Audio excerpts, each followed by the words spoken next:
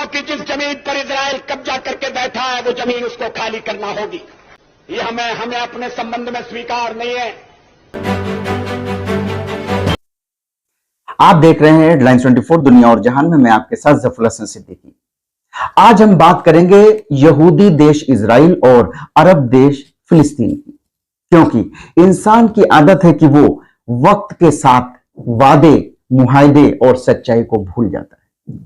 फिलिस्तीन जो अरबों का मूल निवास है और इजराइल जो 1948 में अरबों की मर्जी के खिलाफ जबरदस्ती बनाया गया था। अब जिस देश की शुरुआत ही जबरदस्ती से हुई हो तो वो बाद में दूसरों के साथ क्या करेगा, वो दशकों से सबके सामने है, दुनिया के सामने है। ये जान लीजिए कि आज जितने भी ईसाई देश इजराइल के साथ खड़े हैं, ये वही देश हैं जब यूरोप में हिटलर ने यहूदियों का कत्लेआम किया था, जेनोसाइड किया था, होलोकॉस्ट किया था। एक वक्त में ईसाई देशों ने यहूदियों को यूरोप में अछूत बना दिया था। ये वही यहूदी हैं और ये वही ईसाई देश है। इजराइल ने पिछले 10 साल में 1.5 लाख से ज्यादा फिलिस्तीनियों को मौत के घाट उतार दिया, जिसमें छोटे छोटे मासूम बच्चे, औरतें, बूढ़े, मरीज सभी शामिल हैं। क्या यह आतंकवाद नहीं है?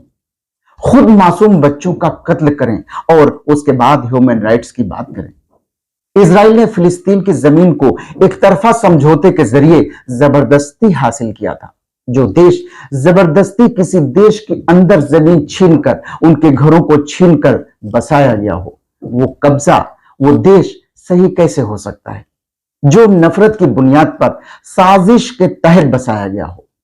जिस तरह अंग्रेजों ने भारत से जाते हुए हिंदुस्तान को बांट दिया ताकि ये आपस में ही उलझे रहें, इसी तरह वेस्ट के मिडिल ईस्ट में एक यहूदी देश को बसाकर किया ताकि पूरे मिडिल ईस्ट पर वहां से कंट्रोल किया जा सके, जिसका उस देश के लोगों ने विरोध किया हो, उस देश के पड़ोसी देशों ने विरोध किया हो, दुनिया की हक और इंसाफ पसंद हस्तियों ने विरोध किया हो, और जिसका विरोध गांधी जी ने और भारत के पूर्व प्रधानमंत्री स्वर्गीय अटल बिहारी वाजपेयी ने भी किया था।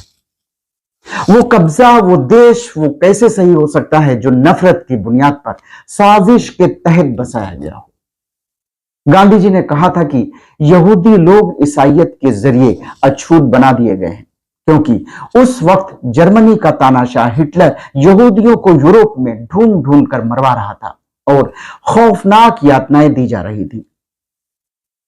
इजराइल देश बनने से पहले गांधी जी ने बहुत बड़ी बात कही थी कि यहूदियों के साथ मेरी निजी और गहरी दोस्ती है, मुझे न्याय देखने से रोक नहीं सकती है। इसलिए यहूदियों की अपना राष्ट्रीय घर, यानी राष्ट्रीय घर का मतलब है इजराइल देश बनाने की मांग, मुझे जचती नहीं है। यह गांधी जी ने कहा था। इसके लिए बाइबल का आधार ढूंढा जा रहा है और फिर उसके आधार पर यहूदियों के फिलिस्तीनी इलाके में लौटने की बात उठाई जा रही है। लेकिन जैसे संसार में सभी लोग करते हैं, वैसा ही यहूदी भी क्यों नहीं कर सकते कि वे जहां जन्मे हैं और जहां से अपनी रोजी रोटी कमाते हैं, उसे ही अपना घर माने। महात्मा गांधी का कहना था कि फिलिस्तीनी जगह उसी तरह अरबों का है जिस तरह इंग्लैंड अंग्रेजों का है या फ्रांस फ्रांसीसियों का है। यह गलत भी होगा और अमानवीय भी कि यहूदियों को अरबों पर जबरन थोप दिया जाए। उचित तो यह होगा कि यहूदी जहां भी जन्मे हैं और कमा खा रहे हैं, वहां उनके साथ बराबरी का सम्मानपूर्ण व्यवहार हो। अगर यहूदियों को फिलिस्तीनी जगह ही चाहिए तो क्या उन्हें यह अच्छा लगेगा कि उन्हें दुनिया की उन सभी जगहों से जबरन हटाया जाए जहां वे आज हैं या रह रहे हैं या अपनी रोजी रोटी कमा रहे हैं, या कि वे अपने मनमोज के लिए अपना 2 घर चाहते हैं? यहां 2 घर का मतलब इजराइल देश बसाने से है। अपने लिए एक राष्ट्रीय घर के उनके इस शोर को बड़ी आसानी से यह रंग दिया जा सकता है कि इसी कारण उन्हें जर्मनी से निकाला जा रहा है। यह वो है जो गांधी जी ने इजराइल बनने से पहले कहा था। अब आइए देखते हैं कि इजराइल बनने के काफी समय बाद भारत के पूर्व प्रधानमंत्री स्वर्गीय अटल बिहारी वाजपेयी ने इस बारे में क्या कहा था। ये कहा जा रहा है जनता पार्टी की सरकार बन गई, वो अरबों का साथ नहीं देगी, इजराइल का साथ देगी। आदरणीय मोरारजी भाई इस स्थिति को स्पष्ट कर चुके हैं। गलतफहमी को दूर करने के लिए मैं कहना चाहता हूं कि हम हर एक प्रश्न को गुण और अवगुण के आधार पर देखेंगे, लेकिन मध्य पूर्व के बारे में यह स्थिति साफ है कि अरबों की जिस जमीन पर इजराइल कब्जा करके बैठा है वो जमीन उसको खाली करना होगी। आक्रमणकारी आक्रमण के फलों का उपभोग करे, यह हमें अपने संबंध में स्वीकार नहीं है।